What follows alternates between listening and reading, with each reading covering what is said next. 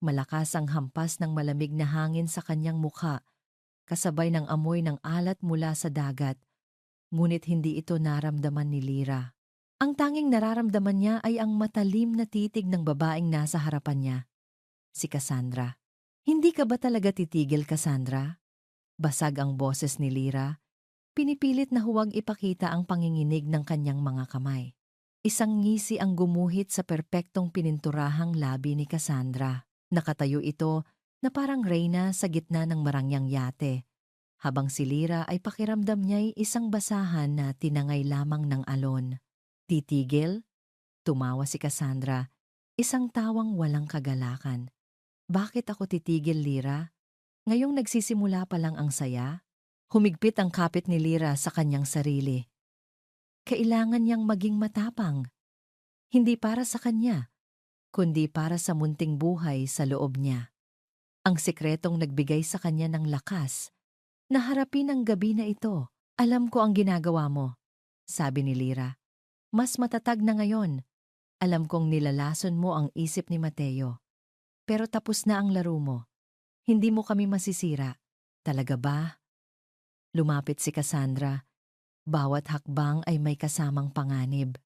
Anong panlaban mo, Lyra? Itong pagmamahal mo na hindi naman masuklian? Itong kabaitan mo na tinatapakan lang niya?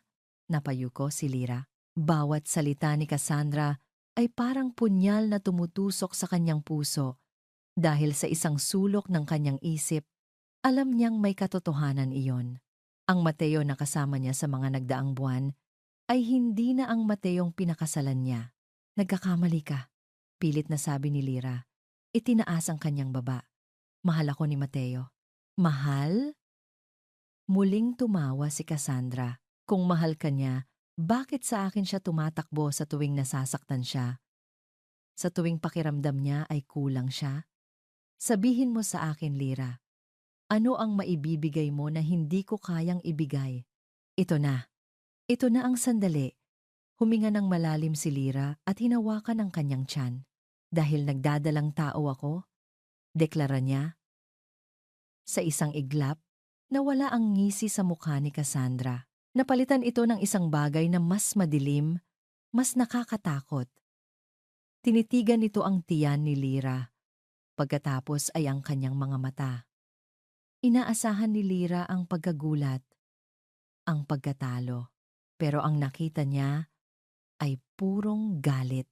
At sa tingin mo, iyan ang magliligtas sa'yo? Bulong ni Cassandra. Ang boses ay kasing lamig ng hangin ng gabi. Sa tingin mo, babalik siya sa'yo dahil lang dyan? Anak niya ito, Cassandra. Dugo at laman niya.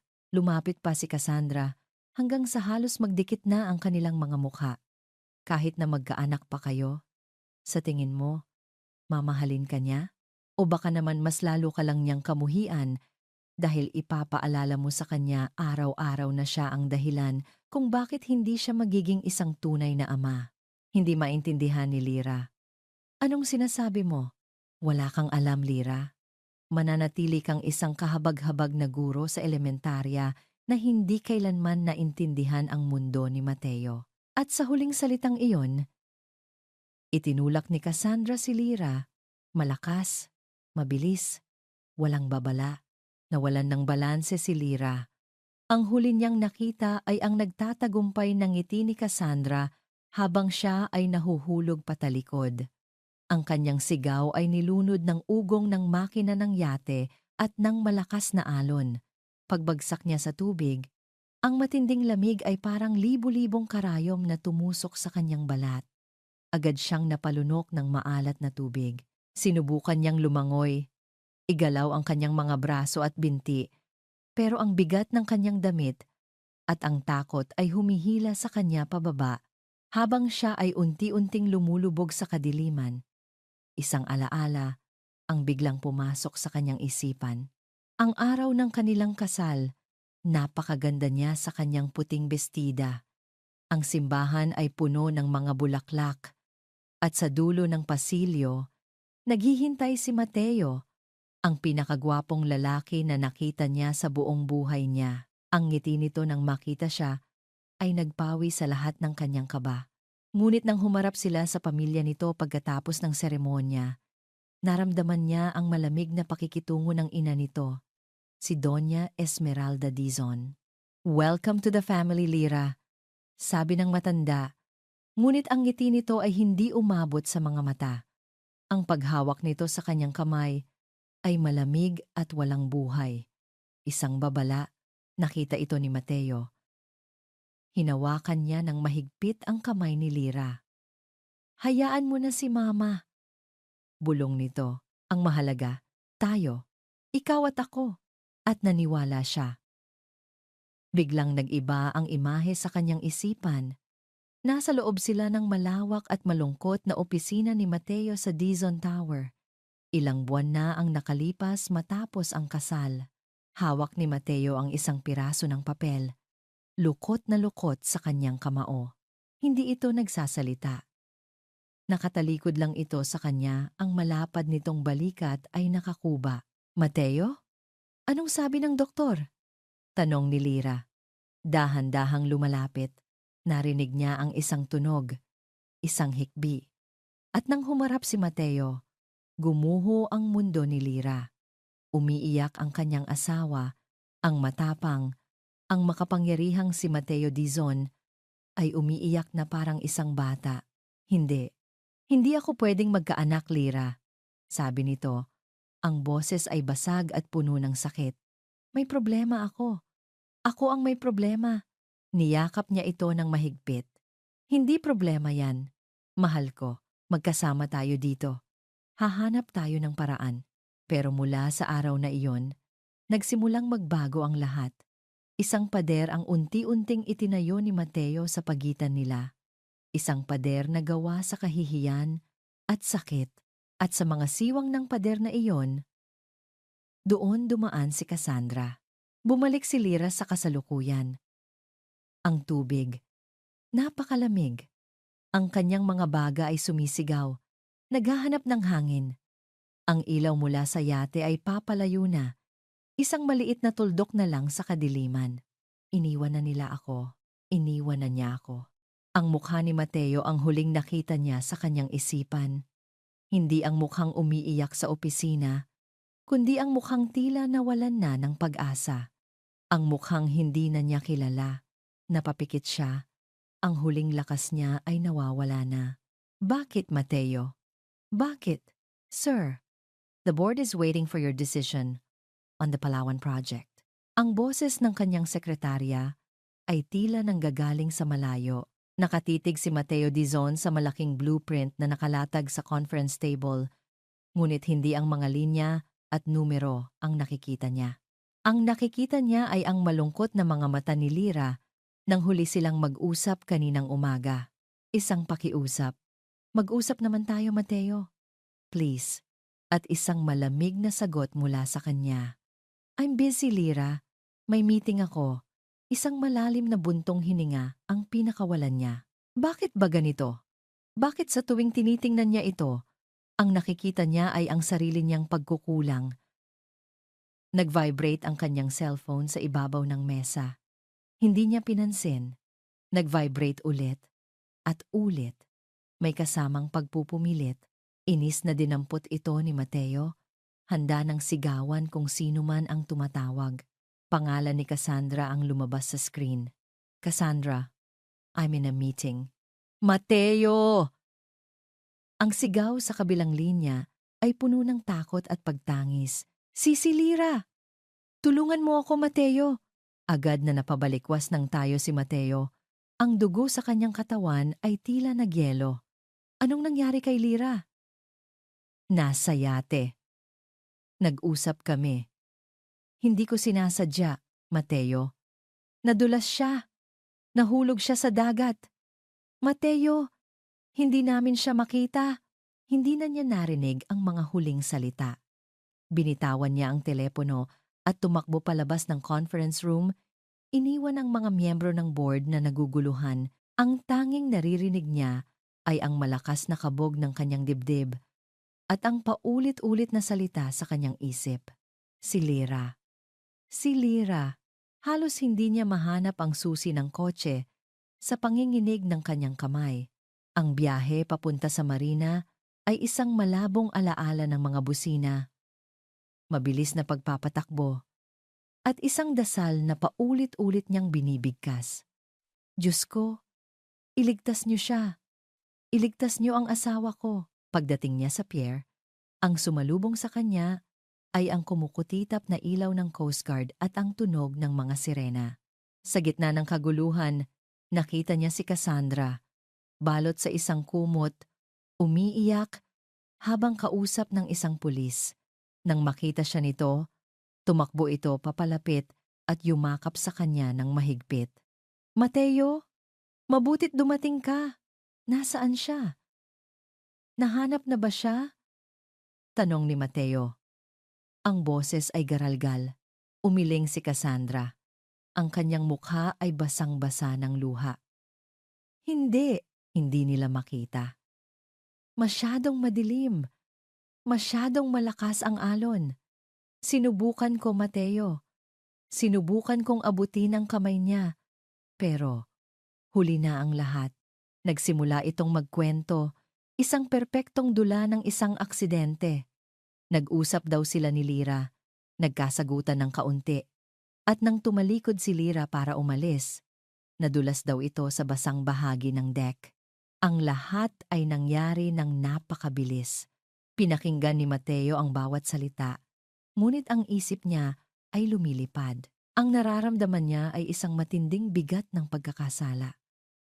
Kung pinakinggan ko lang sana siya, kung kinausap ko lang sana siya kanina, kung hindi ko sana siya itinulak palayo, kasalanan ko ito, bulong ni Mateo, napasabunot sa sariling buhok.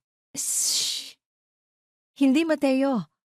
Walang may kasalanan, sabi ni Cassandra. Hinahaplos ang kanyang likod. Isang aksidente ang lahat. Tumingin si Cassandra sa kanyang mga mata. Ang sarili nitong mga mata ay namumugto at puno ng awa. Siguro hindi talaga kayo para sa isa't isa. Bulong nito. Ang mga salita ay maingat na pinili. Bawat isa ay tumatagos sa pinakamahinang parte ng kanyang pagkatao.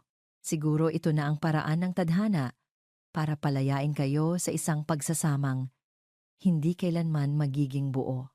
Ang salitang buo ay tumama sa kanya na parang sampal.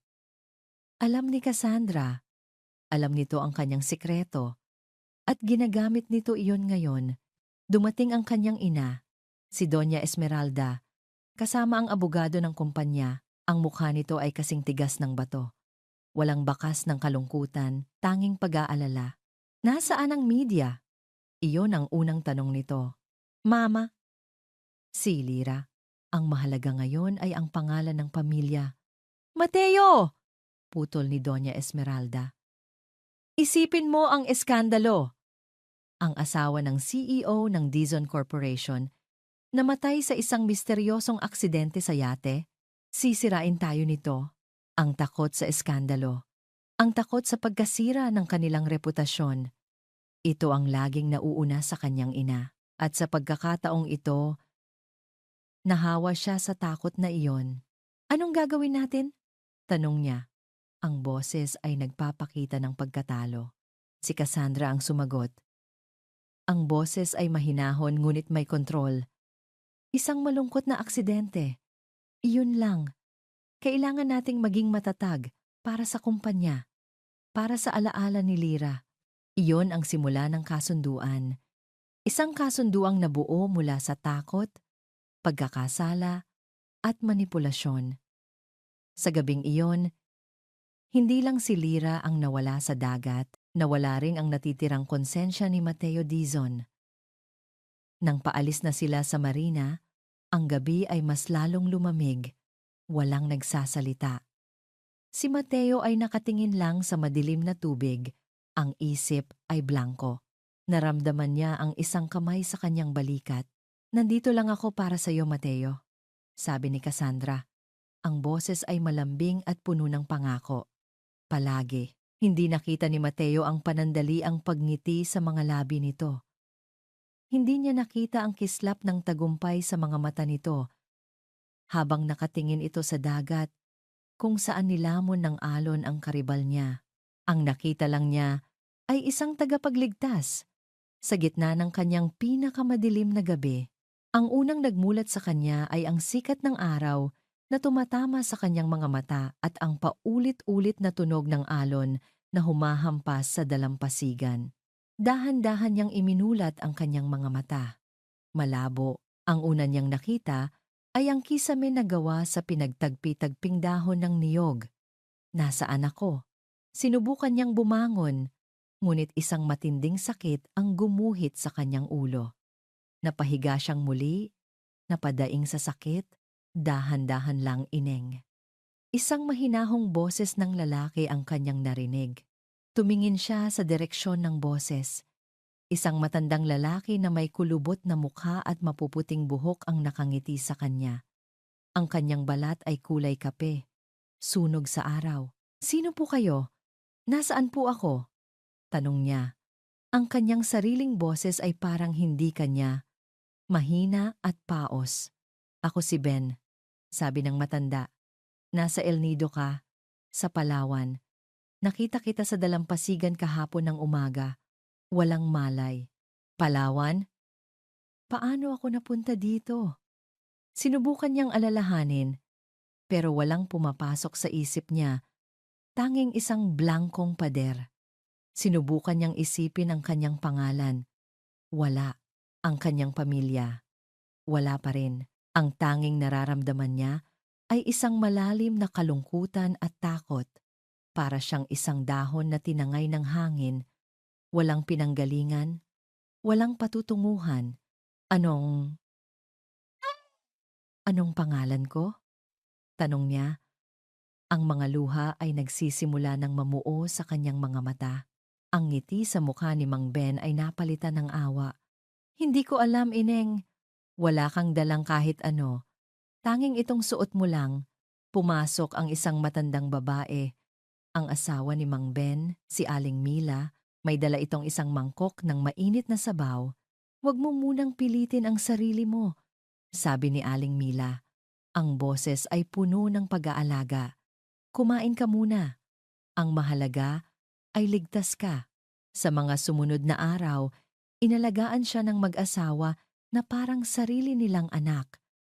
Tinuruan siya sa mga simpleng gawain sa kanilang maliit na komunidad ng mga mangingisda. Ngunit sa bawat gabi, binabagabag siya ng mga bangungot, isang madilim na tubig, ang pakiramdam na nalulunod, at isang malabong mukha ng isang lalaki na puno ng pighati.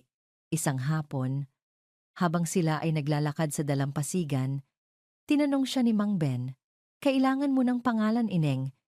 Hindi pwedeng wala." Tumingin siya sa malawak na dagat, sa mga maliliit na islang nakapalibot sa kanila. Ang mga islang iyon, nag-iisa ngunit matatag sa gitna ng karagatan. "Natagpuan niyo po ako sa dagat, na parang isang islang inanod," sabi niya. Ang isang ideya ay nabubuo sa kanyang isipan. "Gusto ko pong maging isang isla." Napangiti si Mang Ben. "Isla? Magandang pangalan." Isla. Mula sa araw na iyon, siya ay naging si Isla. Lumipas ang mga buwan. Ang buhay sa isla ay simple at payapa. Nakahanap siya ng kapanatagan sa piling ng mga simpleng tao at sa kagandahan ng kalikasan. Ngunit may isang pagbabago sa kanyang katawan na hindi niya maipaliwanag, ang unti-unting paglaki ng kanyang tiyan.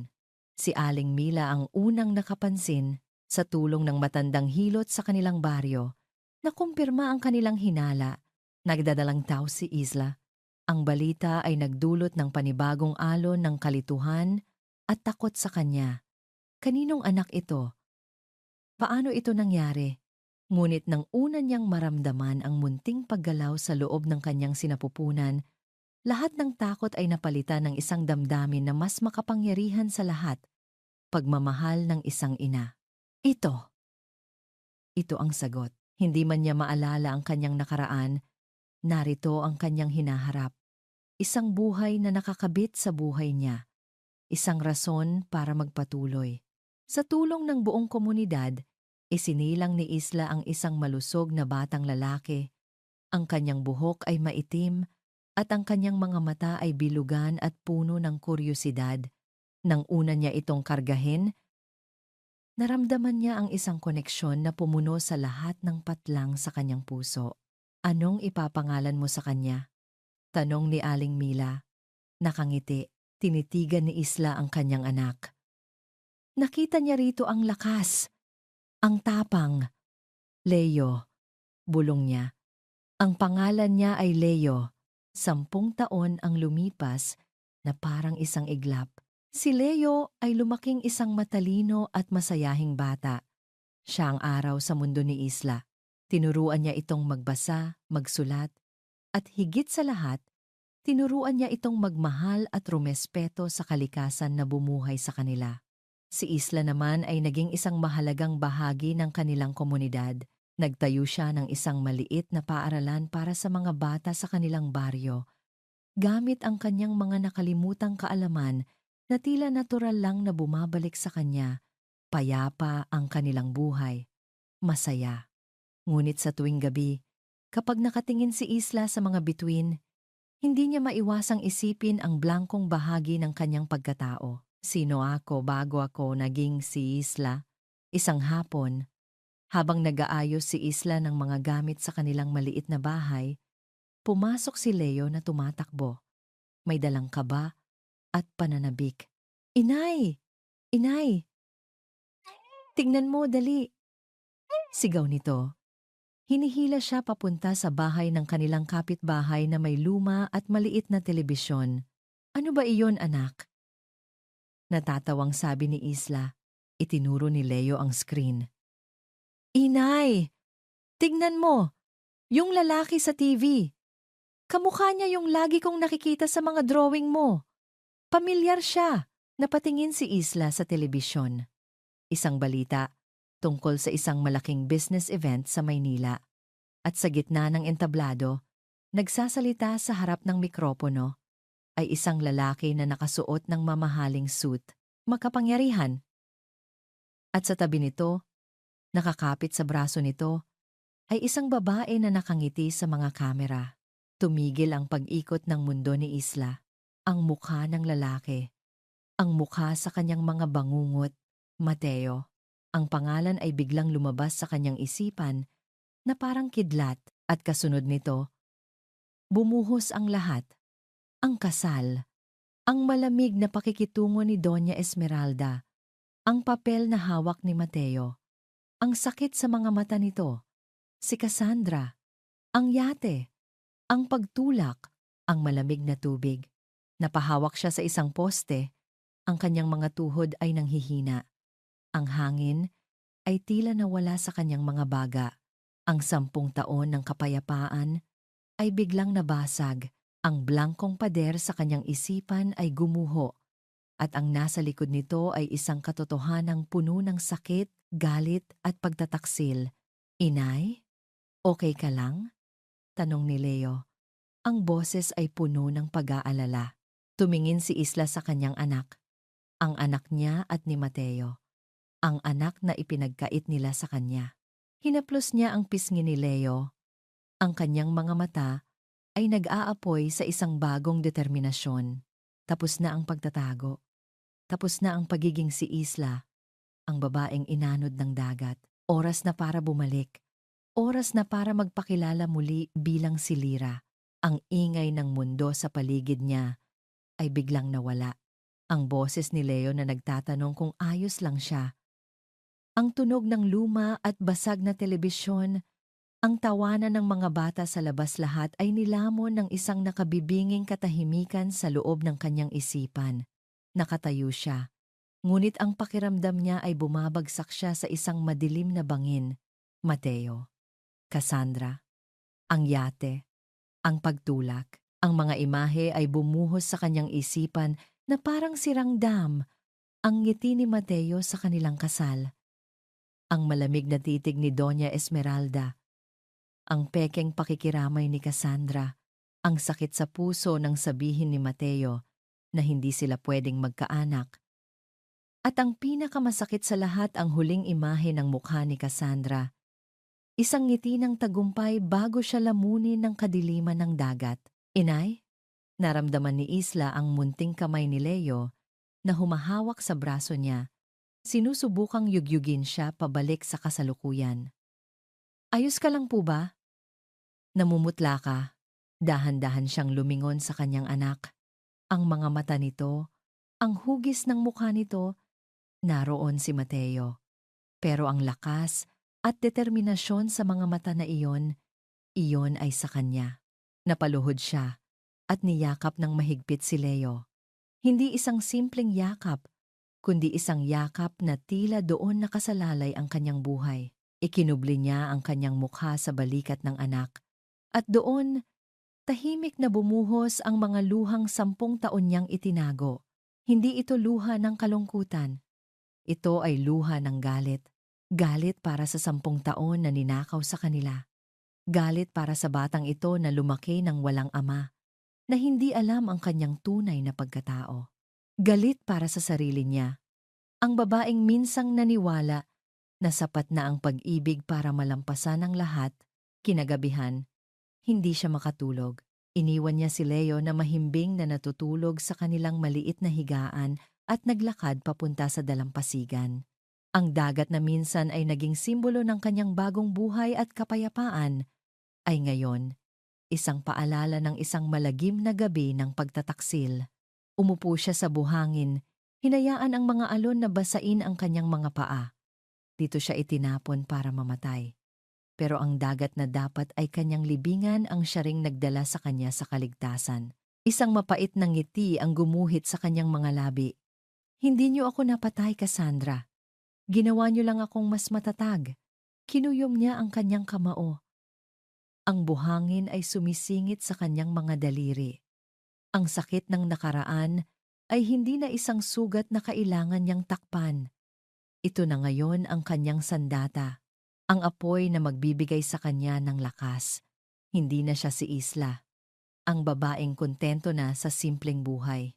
Siya si Lyra Reyes, ang asawa, ang ina, ang babaeng babawiin ang lahat ng kinuha sa kanya. Kinaumagahan, ang kanyang mga mata ay hindi na puno ng kalituhan, kundi ng isang matatag na determinasyon. Kinausap niya si Mang Ben at Aling Mila sa kanilang munting kusina. Kailangan ko na pong umalis, sabi niya. Ang boses ay kalmado ngunit may bigat. Nagkatinginan ng mag-asawa, nakikita ang pagbabago sa babaeng itinuring na nilang anak. Naalala mo na ba? Mahinang tanong ni Aling Mila. Tumango si Isla. Lahat po. Anak, delikado, sabi ni Mang Ben. Ang mukha ay puno ng pag-aalala. Kung sino man ang gumawa sa'yo niyan, mga makapangyarihang tao sila. Alam ko po, sagot niya. Pero meron po akong isang bagay na mas makapangyarihan kaysa sa kanila. Tumingin siya sa bintana kung saan naglalaro si Leo. Meron po akong anak na kailangang malaman ang katotohanan. At meron po akong hustisya na kailangang makamit. Walang nagawa ang mag-asawa kundi ang suportahan siya. Bago sila umalis, inabutan siya ni Mang Ben ng isang maliit at makapal na sobre. Ito lang ang naipon namin, Isla, sabi ng matanda, nangingilid ang luha. Gamitin mo para makapagsimula kayo sa Maynila. Niyakap niya ng mahigpit ang 2 taong kumupkop sa kanya. Hinding-hindi ko po ito makakalimutan. Babalik po ako. Pangako.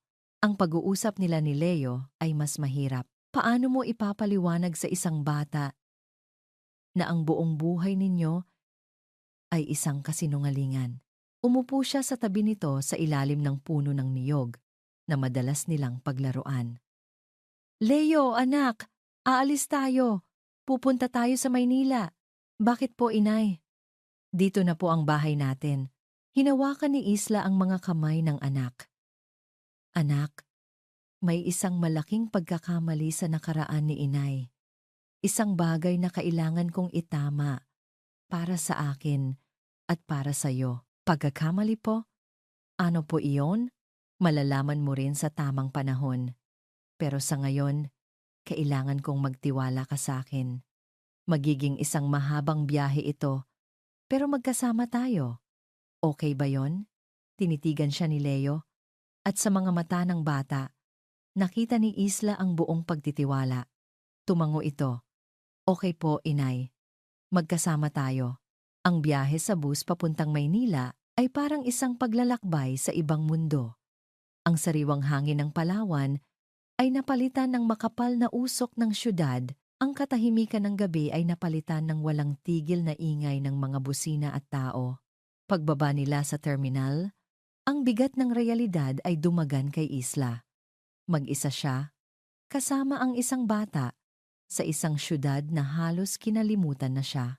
Ngunit nang tumingala siya, mula sa kinatatayuan nila, kitang-kita niya ito sa di kalayuan. Isang toreng gawa sa salamin at bakal na tila umabot sa kalangitan, nagniningning sa ilalim ng araw. Isang simbolo ng kapangyarihan at kayamanan, ang Dizon Tower. Humigpit ang hawak niya sa kamay ni Leo. Isang malamig na kaba ang gumapang sa kanyang dibdib. Ngunit kasabay nito ay isang nag-aalab na tapang. Tinitigan niya ang tore, ang pugad ng mga taong sumira sa kanyang buhay. Mateo, Cassandra. Bulong niya sa hangin. Isang pangakong tanging siya lang ang nakarinig. Nagbalik na ako. Ang unang ilang linggo sa Maynila ay isang pagsubok sa kanyang katatagan. Ang perang bigay ni Mang Ben ay sapat lang para sa isang maliit na kwarto, sa isang masikip na paupahan at pagkain para sa kanilang dalawa ni Leo. Bawat araw ay isang pakikipaglaban. Sa umaga, inihahatid niya si Leo sa isang malapit na public school. Habang nasa klase ang anak, siya naman ay naghahanap ng kahit anong trabaho. Ngunit ang 10 taong blanko sa kanyang resume ay isang malaking hadlang. Hanggang sa isang araw, nakakita siya ng isang anunsyo sa isang dyaryo. Wanted, janitress for a building in BGC. Bonifacio Global City. Ang puso ng komersyo. Ang lugar kung saan nakatayo ang tore ng kanyang mga kaaway. Hindi siya nagdalawang isip. Kinabukasan, suot ang kanyang pinakamatinong damit. Hinarap niya ang interview. Siguro dahil sa awa sa kanyang kwento, isang byuda na may isang anak na itinataguyod. Ang gusaling pinagtatrabahuan niya ay hindi Dizon Tower, kundi ang katapat nito. Perpekto. Ang bawat araw ay naging isang ritual. Maglilinis siya ng mga sahig, ng mga bintana, ng mga banyo. Ngunit habang ang kanyang mga kamay ay abala, ang kanyang mga mata ay laging nakatutok sa kabilang kalye, sa Dizon Tower. Pinagmamasdan niya ang bawat paglabas-masok ng mga mamahaling kotse. Pinakikinggan niya ang mga usapan ng mga empleyado sa gusaling pinaglilingkuran niya. Grabe talaga si Sir Mateo. Ang galing na CEO, pero parang laging malungkot. Napansin mo ba? At si Ma'am Cassandra. Ang ganda, pero parang ang suplada. Bawat impormasyon, gaano man kaliit, ay iniipon niya para siyang isang anino sa dilim. Nag-aaral, naghihintay ng tamang pagkakataon. Isang hapon, habang nagpupuna siya ng salamin sa labi, isang pamilyar na itim na kotse ang huminto sa tapat ng Dizon Tower. Bumukas ang pinto at bumaba ang isang lalaking nakasuit. Natigilan si Isla. Tumigil sa pagtibok ang kanyang puso. Mateo, 10 taon. 10 taon ang nagbago sa kanya. May mga guhit na sa gilid ng kanyang mga mata. Ang dating sigla ay napalitan ng isang aura ng pagod at bigat. Ngunit siya pa rin iyon. Ang lalaking minahal niya. Ang lalaking sumira sa kanya. Hindi niya namalaya na nabitawan niya ang basahan. Nakatitig lang siya. Ang dibdib ay sumisikip sa halo-halong emosyon, puot, lungkot, at isang maliit traitor na piraso ng pananabik. Hindi siya napansin ni Mateo. Dumiretso lang ito papasok sa gusali. Nawala sa kanyang paningin. Naiwan si Isla na nanginginig, nakahawak sa kanyang dibdib. Hindi pa. Hindi pa siya handa. Sa gabi, pag-uwi niya sa kanilang maliit na kwarto, nadatnan niya si Leo na gumuguhit. Inay, ano po ba talaga ang gagawin natin dito sa Maynila? Tanong nito. Hindi inaalis ang tingin sa kanyang papel. Umupo si Isla sa tabi ng anak. May hinahanap lang si inay anak. Ano po? Isang matandang kaibigan, isang tao na makakatulong sa atin na itama ang mali. Ang kaibigang iyon ay si Aling Nena, ang kanilang matapat na kasambahay noon. Si Aling Nena na itinuring siyang parang tunay na anak. Kung may isang tao sa mundo na makikinig at maniniwala sa kanya, si Aling Nena iyon. Pero paano niya ito hahanapin? Nagpatuloy ang mga araw. Isang umaga, habang nagwawalis siya sa labas ng gusali, isang pamilyar na boses ng babae ang narinig niya mula sa di kalayuan. Miko, dalian mo? We're going to be late for your piano lessons. Nilingon niya ito.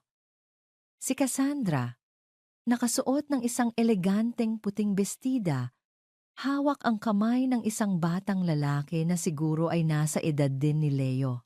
Ang bata, ang anak nila ni Mateo. Napahigpit ang hawak ni Isla sa walis.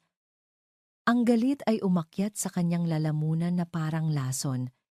Nakita niya kung paano ayusin ni Cassandra ang kwelyo ng bata. Nakita niya ang peking ngiti na ibinigay nito. Isang perpektong larawan ng isang masayang pamilya. Isang larawan na dapat ay sa kanya.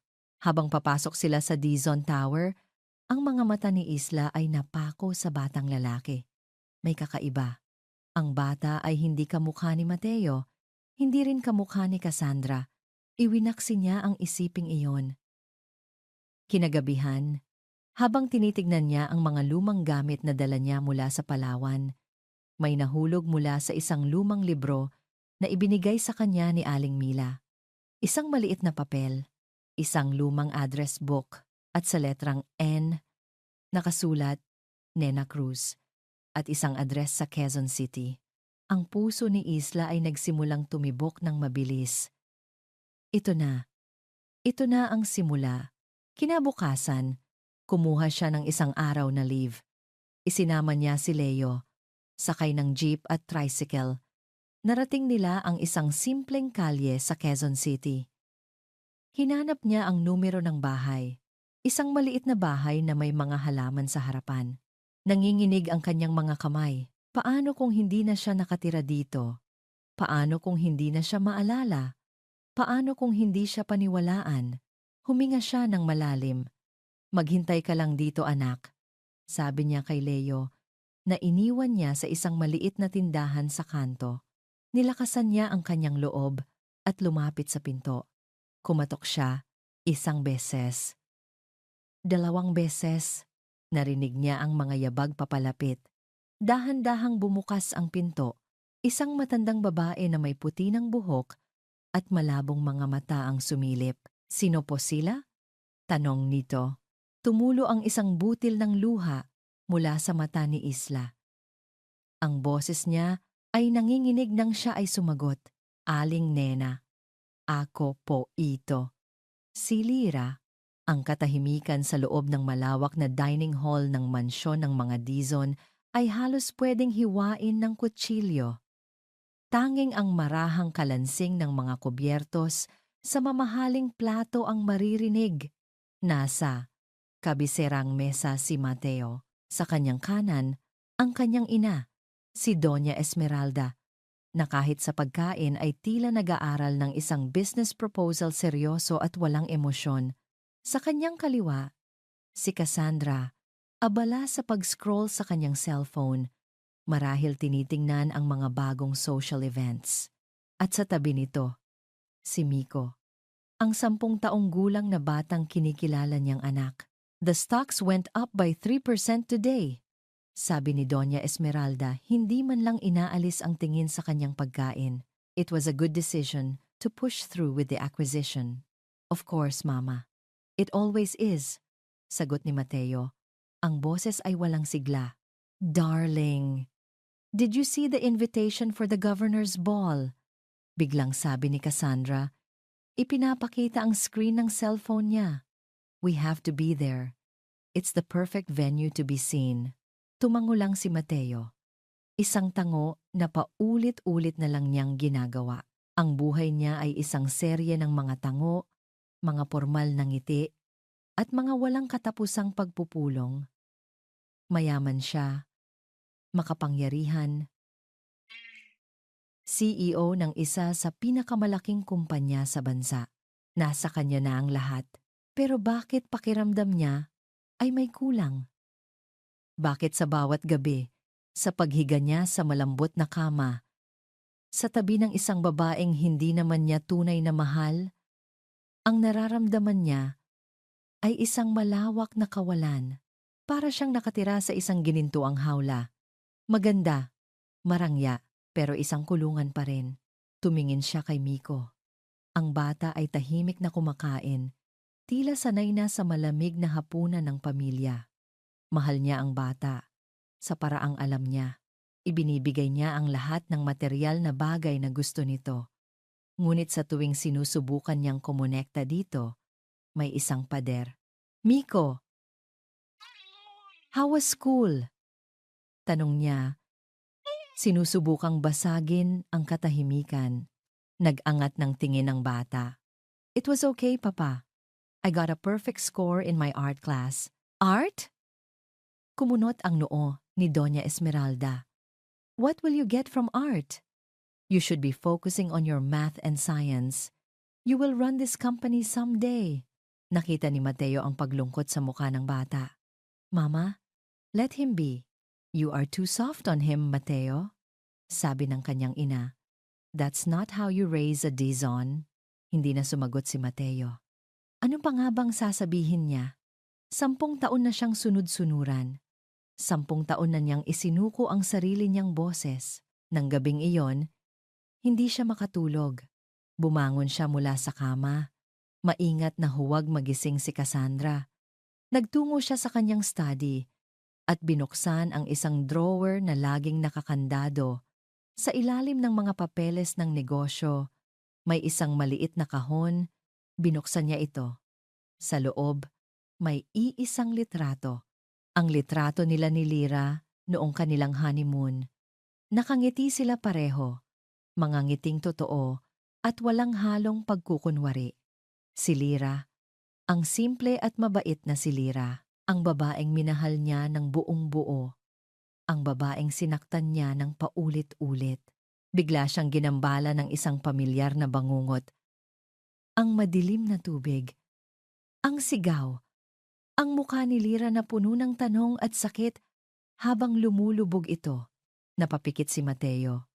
Ang pawis ay namumuo sa kanyang noo. 10 taon na, pero ang bangungot ay hindi nawawala. Ito ang parusa niya. Ang paalala ng kanyang kaduwagan. Isang araw, habang pauwi siya mula sa opisina, naipit siya sa traffic. Sa gilid ng kalsada, may isang public elementary school. Oras ng uwian. Nakita niya ang mga bata na masayang tumatakbo palabas. Sinalubong ng kani-kanilang mga ina. Isang partikular na eksena ang kumuha ng kanyang atensyon. Isang ina na nakaluhod. Pinupunasan ang pawis sa noo ng kanyang anak habang pareho silang tumatawa. Isang simpleng eksena, ngunit para kay Mateo, ito ay isang bagay na hindi niya kailanman mararanasan. Naalala niya si Lyra. Isang guro, ganoon na ganon sana siya sa magiging anak nila. Puno ng pagmamahal, puno ng kalinga. Isang matalim na kirot ang tumusok sa puso ni Mateo, isang kirot na pamilyar na sa kanya sa loob ng 10 taon. Ang kirot ng paano kung naniwala ako sa kanya, paano kung hindi ako naging duwag. Biglang bumusina ang kotse sa likuran niya, pinutol ang kanyang pag-iisip. Umusad na ang traffic. Ipinagpatuloy niya ang pagmamaneho, pilit iwinawaksi ang mga alaala, tulad ng lagi niyang ginagawa. Pagdating niya sa Dizon Tower, sinalubong siya ng kanyang sekretarya. Sir Mateo, good afternoon po. Good afternoon, sagot niya, habang naglalakad papasok sa kanyang pribadong elevator. Sir? Pala, pahabol ng sekretarya, tila nag-aalangan. May May naghahanap po sa inyo kanina. Sino? May appointment ba? Tanong niya. Hindi interesado. Wala po, sir. Pero mapilit po siya. Isang matandang babae. Ang pangalan daw po niya ay Nena. Nena Cruz. Natigilan si Mateo sa pagpasok sa elevator. Ang pangalang iyon, pamilyar. Sinabi niya na dati raw siyang kasambahay ni nag-atubili ang sekretarya, ni Kofu Nyan Lira. Ang pagbanggit sa pangalan ni Lira ay parang isang malakas na sampal. Ang matapat nilang kasambahay, na bigla na lang umalis ilang buwan, matapos ang aksidente, dala ang sama ng loob. Anong kailangan niya? Tanong ni Mateo. Ang boses ay bahagyang nanginginig. Hindi po sinabi, sir. Ang sabi lang po ay importante daw po. At kailangan kayong makausap. Pinapasabi po na babalik daw siya. Tumango lang si Mateo at pumasok na sa elevator. Pagkasara ng pinto, napasandal siya sa malamig na bakal na pader. Ang kanyang puso ay kumakabog ng malakas. Bakit ngayon pa? Matapos ang 10 taon ng katahimikan. Bakit biglang nagpakita si Aling Nena? Anong kailangan nito? Ang pagbisitang iyon ay parang isang bato na inihagis sa isang tahimik na lawa. Gumawa ito ng mga alon sa maingat na itinayong mundo ni Mateo. Isang bagay ang nagsimulang gumising sa loob niya. Isang bagay na matagal na niyang pinipilit na ibaon sa limot. Ang pagdududa. Nanlaki ang mga mata ni Aling Nena. Tila nakakita ng isang multo mula sa nakaraan. Inabot ng ilang segundo bago niya naproseso ang mukhang nasa harapan niya, mas may edad na. Ma'am Lira. Nanginginig ang boses ng matanda. Ang kanyang kamay ay nakatakip sa bibig. Buhay ka? Tumango si Lira. Hindi na napigilan ang pagtulo ng kanyang mga luha. Ako nga po, Aling Nena. Sa isang iglap, ang lahat ng pag-aalinlangan ay nawala. Niyakap siya ng mahigpit ni Aling Nena. Isang yakap na puno ng 10 taong pangungulila at mga hindi nasabing tanong. Diyos ko po! Akala ng lahat ay wala ka na. Humahagulgol na sabi ng matanda. Saan ka nanggaling, ma'am? Anong nangyari sa'yo? Mahabang kwento po, sabi ni Lira, humihiwalay sa yakap. Ipinasok siya ni Aling Nena sa maliit, ngunit malinis nitong bahay. Doon, isinalaysay ni Lira ang lahat ang pagkawala ng kanyang alaala, ang buhay bilang si Isla sa Palawan, at ang biglaang pagbabalik ng lahat nang makita niya si Mateo sa telebisyon. Ipinakilala niya si Leo, na kanina patahimik na nagmamasid, at ito po si Leo, ang anak ko.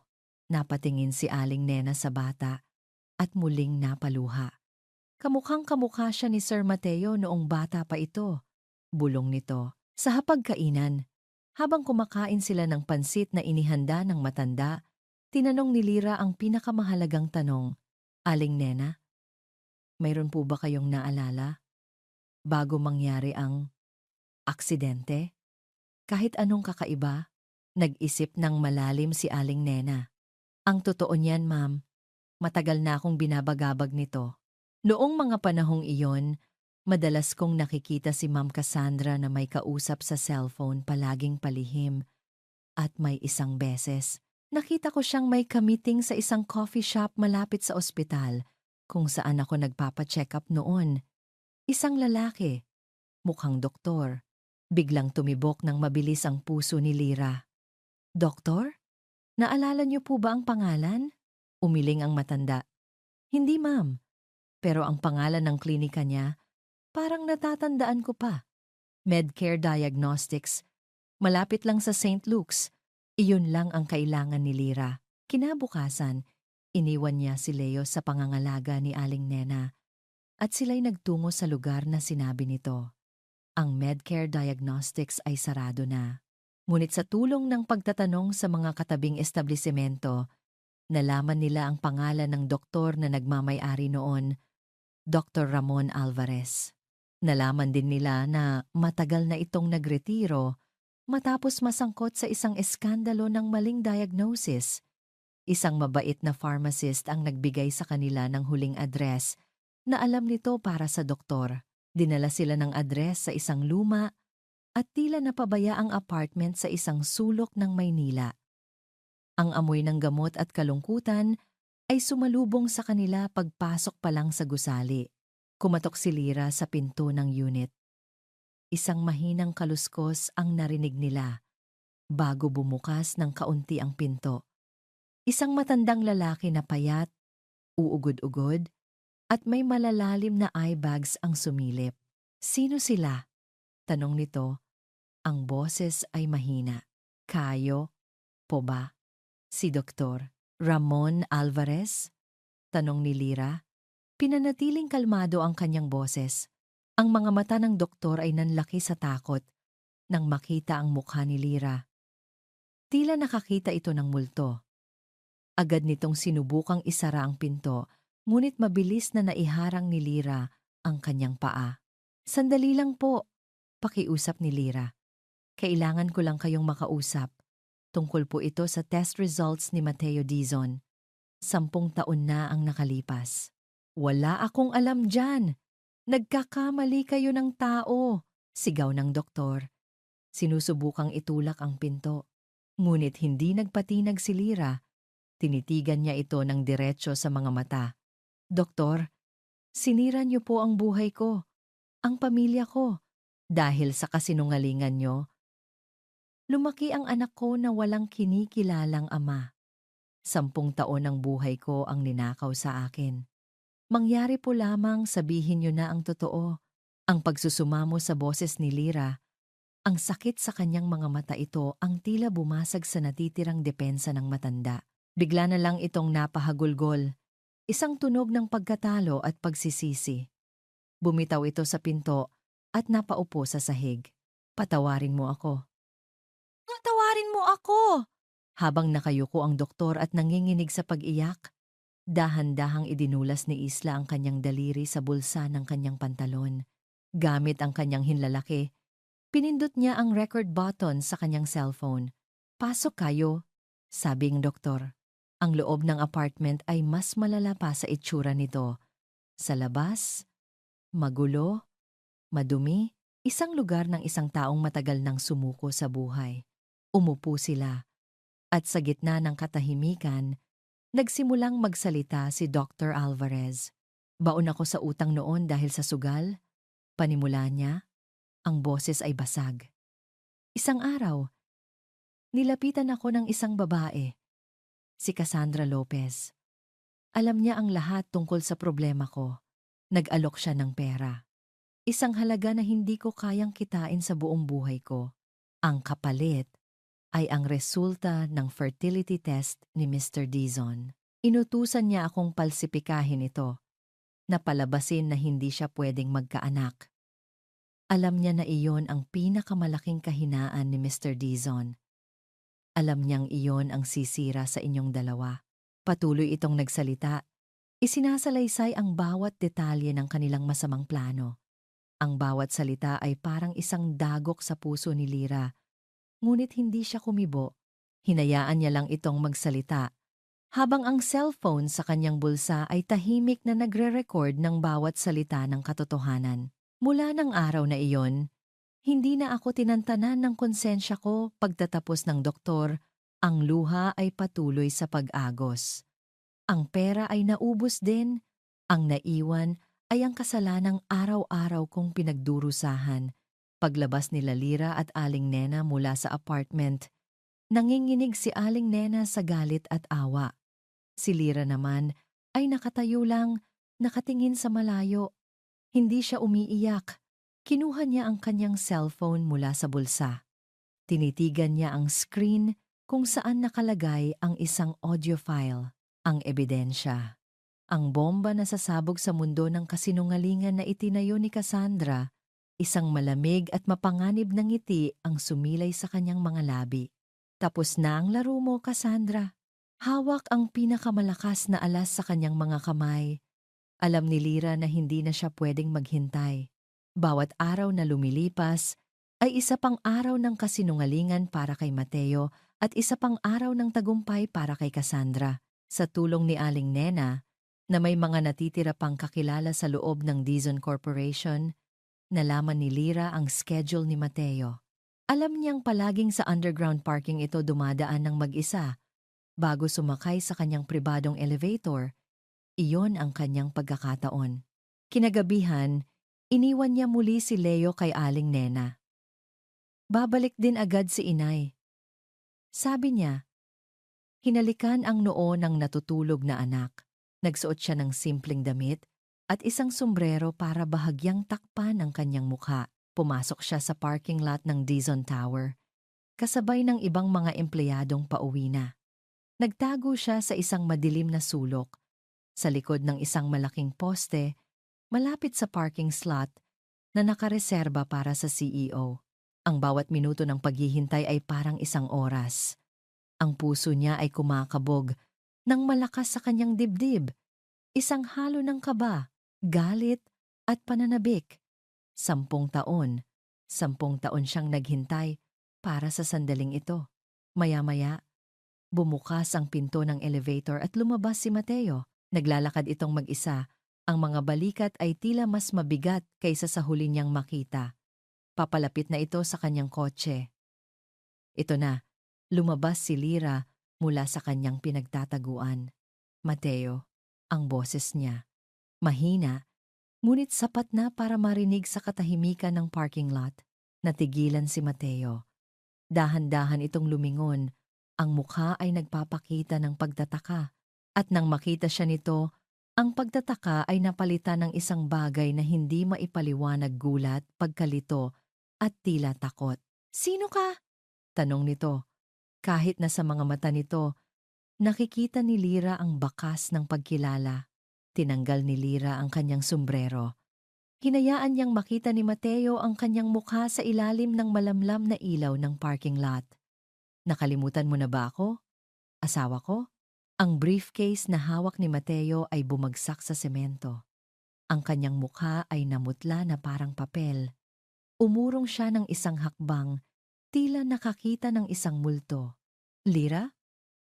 "Buhay ako, Mateo," sabi ni Lyra, lumalapit. "Walang aksidente. Itinulak ako." "Sino?" "Alam mo kung sino," mariing sabi ni Lyra.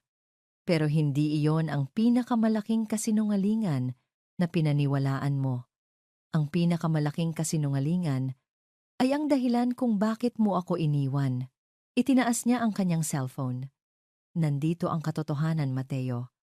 Ang pag-amin ng doktor na binayaran ni Cassandra para sabihing hindi ka pwedeng magkaanak. Nakatitig lang si Mateo sa cellphone.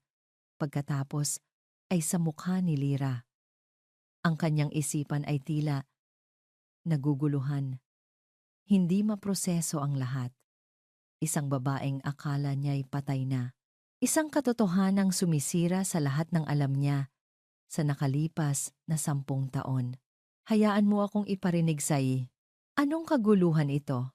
Isang matinis na boses ang pumutol sa kanilang pag-uusap.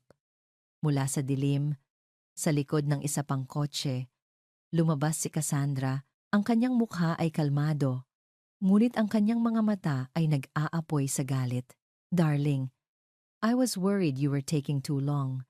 Kaya sinundan na kita," sabi nito. Ang boses ay puno ng pekeng pag-aalala. Ngunit ang tingin niya ay nakapako kay Lyra. "At sino naman itong babaeng ito?"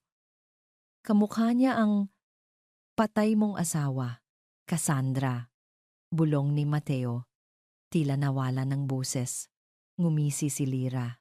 "Tapos na ang pagpapanggap mo, Cassandra. Alam ko na ang lahat." Tumawa si Cassandra, isang tawang nakakainsulto. "Talaga? At ano ang alam mo? Na isa kang desperadang babae na kamukha ng isang taong matagal nang nilamon ng dagat. Anong plano mo? Titingnan mo kami? Alam ko ang ginawa mo kay Dr. Alvarez." Sigaw ni Lyra. Hindi na napigilan ng galit. Ipinakita niya ang cellphone. "Nandito ang lahat. Ang pag-amin niya. Naririnig mo ba, Mateo? Niloko ka lang niya. Pero bago pa man mapindot ni Lira ang play button, lumapit si Cassandra kay Mateo at yumakap dito. Nagsimula itong umiyak ng malakas.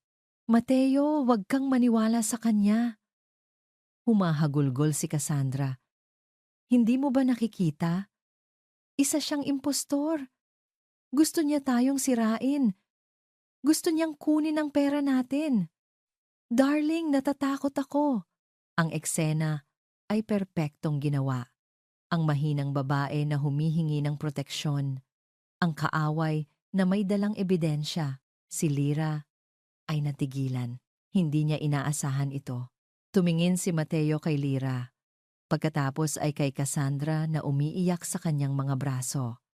Ang kanyang utak ay nasa isang digmaan.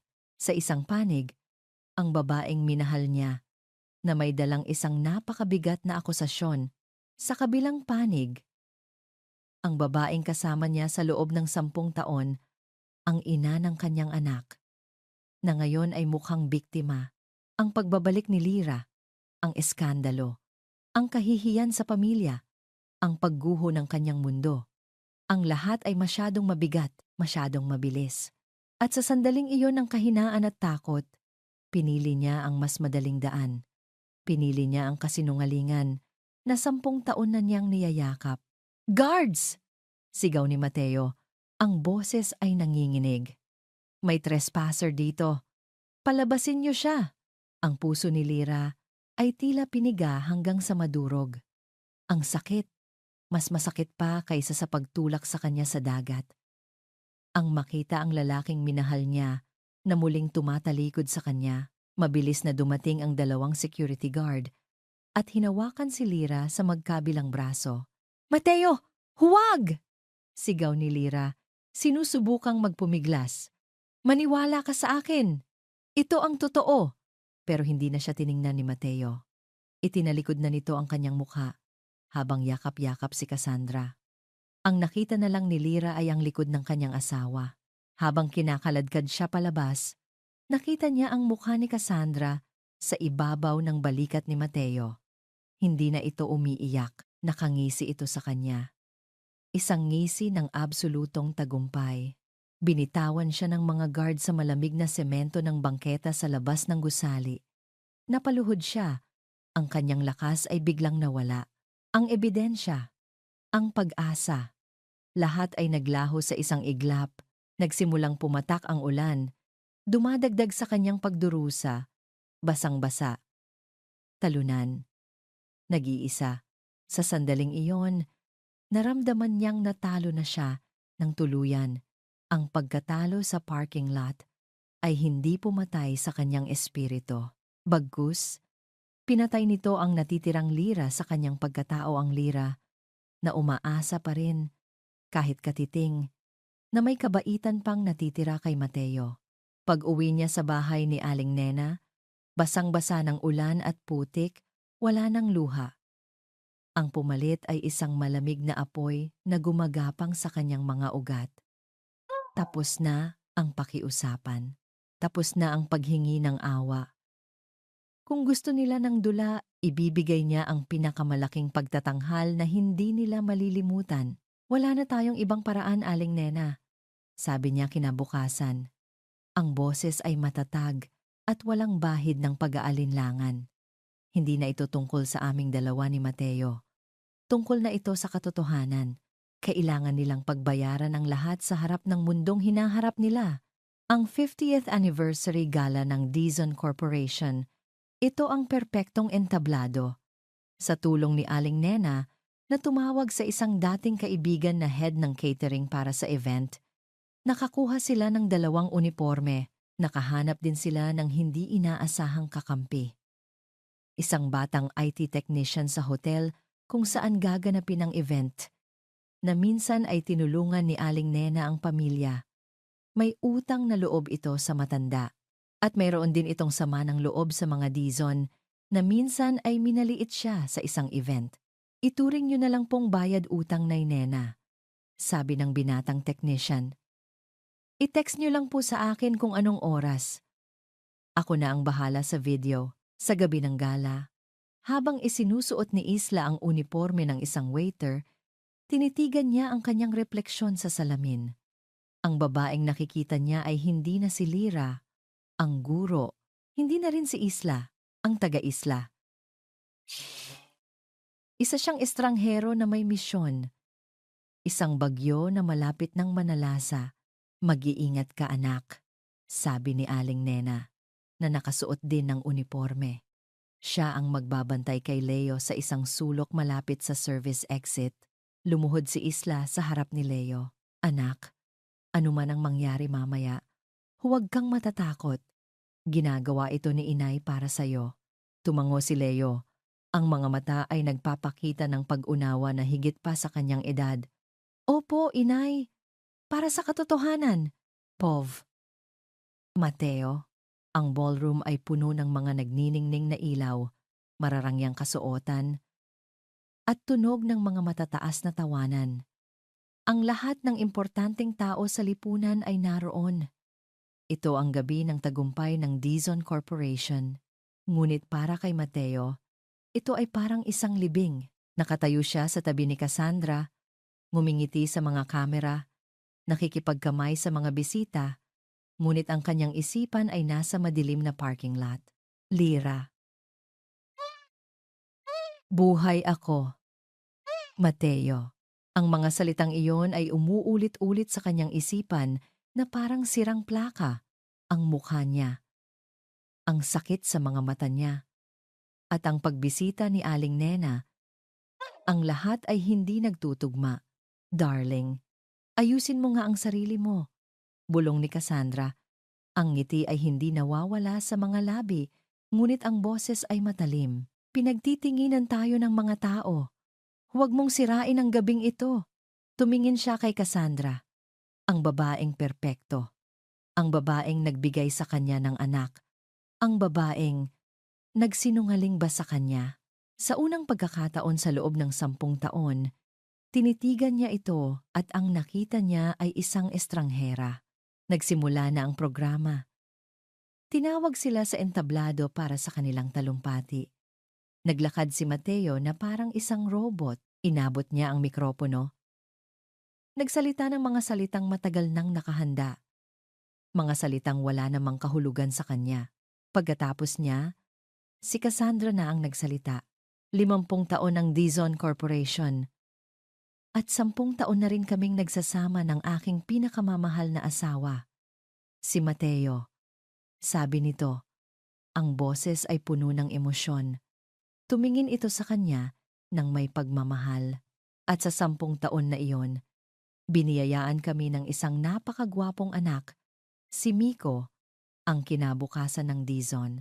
Habang nagsasalita si Cassandra, ang malaking LED screen sa likod nila ay dapat sana'y nagpapakita ng mga larawan ng kanilang pamilya, ngunit bigla itong nag-static.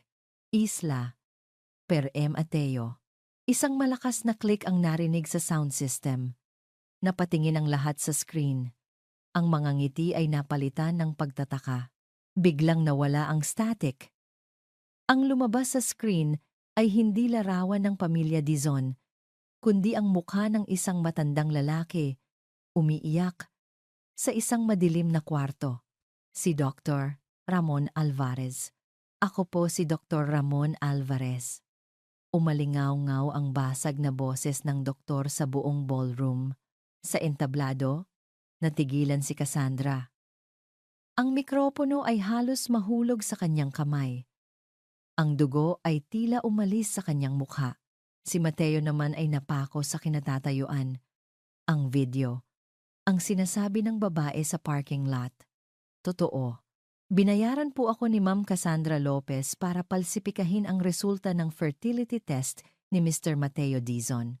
Isang kolektibong pagsinghap ang narinig mula sa mga bisita. Ang bulungan ay nagsimula. Mabilis na lumalakas na parang apoy. Lahat ng cellphone ay nakatutok na sa entablado. Walang problema si Mr. Dizon. Hindi po siya baog. Isang kasinungalingan po ang lahat. Nang matapos ang video, isang nakabibinging katahimikan ang bumalot sa buong lugar. Si Cassandra ay nanginginig, Hindi makapagsalita, ang kanyang perpektong maskara ay basag na. At mula sa isang gilid ng ballroom, isang babae ang dahan-dahang lumakad papalabas sa dilim, patungo sa isang bakanteng spotlight. Hawak niya ang isang mikropono. "Magandang gabi sa inyong lahat," sabi ni Lira. Ang kanyang boses ay kalmado, ngunit matalim. Umalingaw-ngaw sa bawat sulok ng silid. Para sa mga hindi nakakakilala sa akin, ako po si Lira Reyes, ang unang asawa ni Mateo Dizon. Ang asawang akala ninyong lahat ay patay na. Ang mga bulungan ay naging sigawan ng pagkagulat. Ang narinig ninyo ay bahagi lang ng katotohanan. Pagpapatuloy ni Lira, ang mga mata ay nakatutok kay Cassandra. Dahil sa kasinungalingang iyon, itinulak niya ako sa dagat para mamatay. Pero hindi ako namatay. At hindi lang ako ang nag-iisa ng gabing iyon. Tumingin siya kay Mateo. Isang tingin na puno ng 10 taong sakit. Nagluluksa ka sa pag-aakalang hindi ka magkakaanak, Mateo. Pero ang totoo, 10 taon mo nang may anak. Isang anak na ipinagkait niya sa'yo. Ikinumpas ni Lira ang kanyang kamay. Sa malaking screen, napalitan ang mukha ng doktor. Ang lumabas ngayon ay isang dokumento, isang DNA test result, at ang huling kasinungalingan na sumira sa ating lahat. Sabi ni Lira, ang kanyang boses ay unti-unting lumalakas. Ang batang kinikilala mong anak, Mateo, ay hindi mo anak. Ang mga salitang probability of paternity, 0%, ay nagniningning sa screen, malaki at malinaw para makita ng lahat. Isang nakakabaliw na sigaw ang kumawala mula kay Cassandra. Hindi! Sinungaling! Hindi totoo yan! Nagsimulang magkagulo ang mga tao. Ang mga security guard ay tumakbo papunta sa entablado, ngunit si Mateo ay hindi gumagalaw. Ang kanyang mundo ay gumuho. Ang bawat pundasyon ng kanyang buhay sa nakalipas na 10 taon ay naging abo. Sa gitna ng kaguluhan, ang kanyang mga mata ay naglakbay sa ballroom, dazed and confused. Napadpad ang tingin niya sa may service exit. Nakita, Nayasi. At sa tabi nito, nakahawak sa kanyang palda, ay isang batang lalaki. Isang batang may mga matang katulad ng sa kanya, si Leo. Sa unang pagkakataon, tunay na nakita ni Mateo ang kanyang anak. Ang gabi ng 50th anniversary, gala, ay maaalala sa kasaysayan ng alta sosyedad bilang ang gabi ng katotohanan. Ang sumunod na mga araw ay naging isang media circus. Ang mga headline ay walang awa. CEO's deed wife returns. The Dizon hair is fake. Cassandra Lopez arrested for frustrated murder and fraud. Ang Dizon Corporation ay nahaharap sa pinakamalaking krisis sa kasaysayan nito. Ang stock market ay bumagsak. Ang tiwala ng mga investor ay nawala. Ngunit para kay Isla, ang ingay ng mundo sa labas ay hindi na mahalaga. Nagawa na niya ang dapat niyang gawin.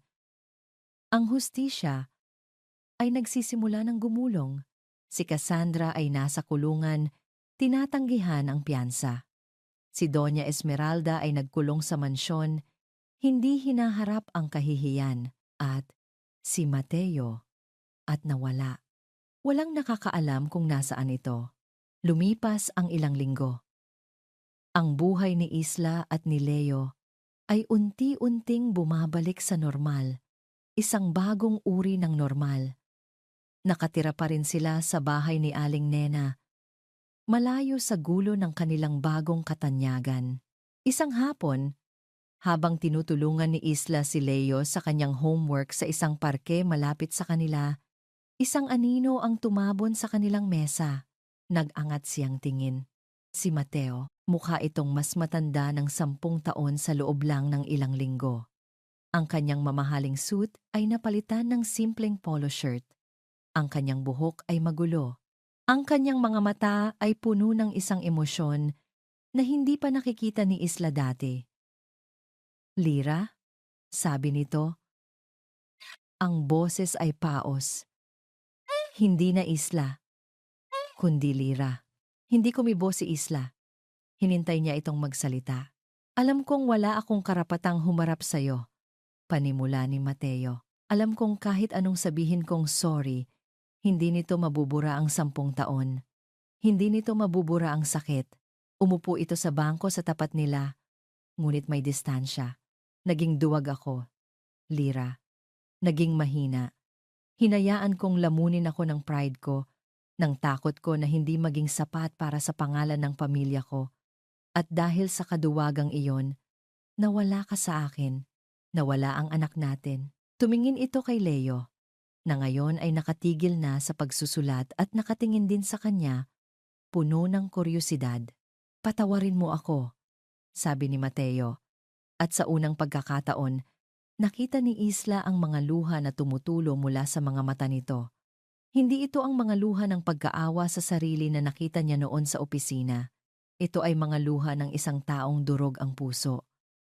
Patawarin mo ako, Lira. Hindi dahil sa gusto kong bumalik ka sa akin, kundi dahil kailangan mong marinig at kailangan kong sabihin. Tinitigan siya ni Isla ng matagal. Ang galit na matagal niyang kinimkim ay unti-unting nawawala. Ang napapalitan ay hindi pag-ibig, kundi isang uri ng pag-unawa at awa. Pinapatawad na kita, Mateo. Mahinang sabi ni Isla. Napatingin si Mateo sa kanya. Ang mga mata ay puno ng gulat. Pinapatawad kita. Ulit ni Isla. Mas matatag na ngayon. Hindi para sa'yo, kundi para sa akin. Para makalaya na ako sa sakit ng nakaraan. Pero ang Lira na minahal mo, ang Lira na asawa mo, namatay na siya sa dagat ng gabing iyon, hindi na siya babalik. Tumango si Mateo, tinatanggap ang bawat salita. Naiintindihan ko. Pero, sabi ni Isla, at tumingin siya kay Leo. Ang batang ito ay nangangailangan ng ama. At may karapatan siyang makilala ka. Pero kailangan mong patunayan ang sarili mo. Hindi sa akin, kundi sa kanya.